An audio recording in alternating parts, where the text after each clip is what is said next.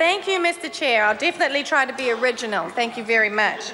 So, first of all, can I thank Dr. Clark? I'm actually enjoying myself. This is a debate, but I find it very interesting that I'm doing the government's work, that not a single member of the government, apart from the minister, has stood up to actually address the issues that the opposition, or the Labor Party, not the opposition, the Labor Party, has actually raised. So, first of all, thank you, Ms. Collins. So, first of all, I would agree absolutely, New Zealand First would agree absolutely with the comments around evaluation that Dr. Clark raised. Absolutely, we would agree. And it's been raised also by the Green Party, and previously in conversations, we have said that the Commerce Select Committee would be a perfect organisation by which to do an evaluation. But that is no reason to stop this bill.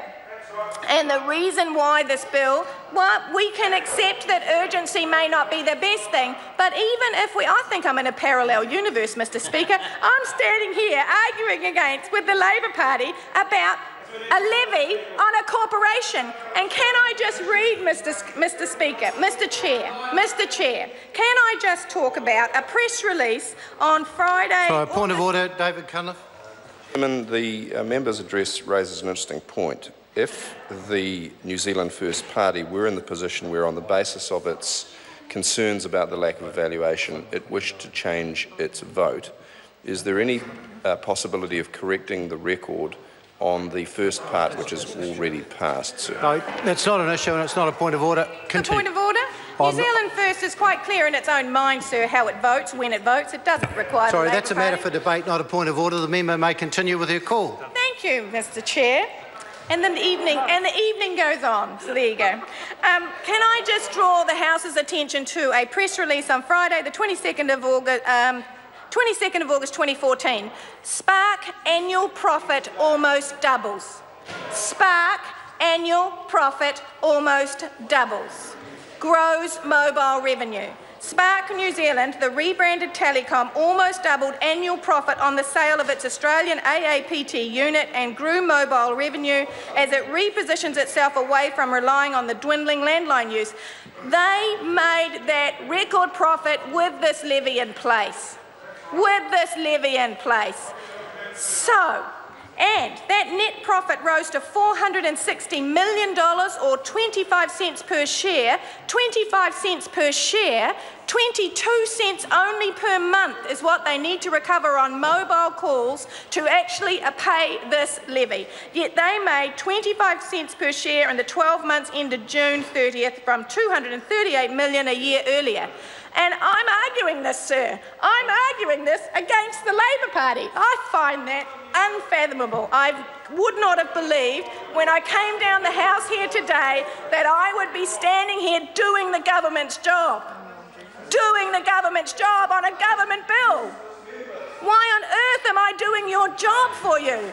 Get up and argue. How is it that this is, and I agree that there needs to be an evaluation, and surely, because the National Party is not rising to its feet, surely the National Party must agree also, because the Green Party and the New Zealand First Party appear to be doing their job for the consumers of New Zealand and those in rural New Zealand that want broadband.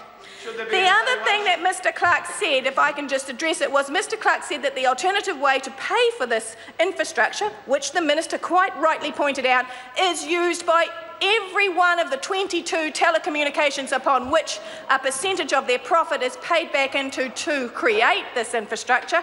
Goodness sake, Mr. Jamie Lee Ross, please take a call and stand up for your own government bill.